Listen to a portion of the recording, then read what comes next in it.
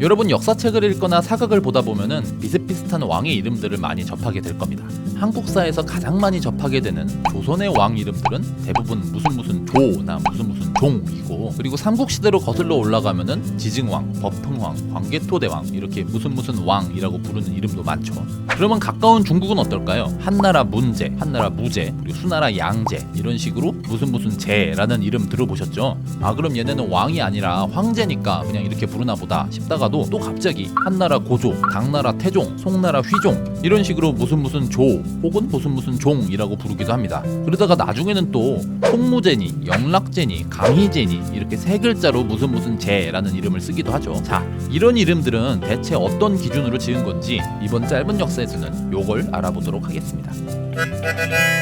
먼저 가장 큰 전제로 알아두면 좋은 게, 원래 동아시아 문화권에서는 사람 이름을 잘 안 부릅니다. 생각해보시면 우리나라는 요즘도 그래요. 회사에서는 대리, 과장, 본부장님, 이사님, 사장님, 그리고 친구끼리도 나이 차이가 나면은 무슨 형, 누나, 언니 무슨 수를 써서든 호칭을 붙이죠. 내 손윗사람이나 부모님 혹은 아주 친한 친구 정도나 내 이름을 자유롭게 부를 수가 있는 거죠. 그래서 본명 대신에 쓰는 이름이 따로 있었습니다. 뭐 일종의 별명이라고 보면 되는데, 요즘으로 치면은 사이먼 도미닉, 지드래곤, 립제이, 모니카, 허니제이 이런 닉네임 같은 거죠. 이 중에 어른이 지어주는 격식 있는 닉네임을 자, 그리고 자기가 직접 짓거나 친구들이 지어주면 호라고 부르죠. 예를 들면 삼국지에 나오는 관우의 자는 문장, 제갈량의 자는 공명, 그리고 우리나라로 와서 정약용 선생의 호는 다산, 김홍도 화백의 호는 단원입니다. 보통 사람도 이 정도인데 왕의 이름은 말할 것도 없겠죠. 왕이 살아있을 때는 아예 이름을 안 불렀습니다. 사실 왕 이름 부를 일이 별로 없죠. 왕은 그냥 왕이라고 하면 되니까. 사장님 이름도 부를 일이 없잖아요. 그냥 사장님이라고 하면 되는 거지. 그래서 왕의 본명을 휘라고 부르는데요, 한자 뜻부터 꺼린다, 피한다 라는 뜻이에요. 그냥 안 부르는 게 아니라 문서에 쓰는 것도 피하고 일상생활에서도 그 글자를 쓰지를 않았습니다. 이거를 피휘 혹은 기휘라고 합니다. 예를 들어서 당태종의 본명은 이세민인데요, 여기서 세라는 글자를 피하다 보니까 관세음보살은 관음보살이 되었고 절세미인은 절대미인으로 바꿔서 썼다고 합니다.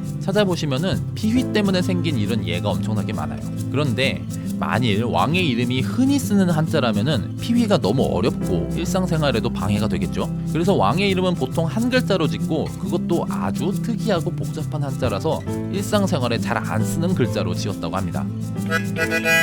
그럼 우리가 흔히 알고 있는 왕의 이름은 뭘까요? 왕이 죽고 나면은 생전의 행적과 업적을 잘 따져서 새로운 이름을 바칩니다. 이걸 시호라고 부릅니다. 옛날 왕이나 황제들은 우리가 시호로 알고 있는 경우가 많습니다. 중국에서는 대략 당나라 이전까지 등장하는 황제들, 그러니까 한나라 무제, 문제, 수나라 양제 이런 호칭들이 시호고요. 우리나라에서는 삼국시대부터 시호를 썼는데요, 고구려의 동명성왕, 그리고 신라의 지증왕, 법흥왕 이런 게 그 왕이 죽고 나서 바쳐진 시호입니다.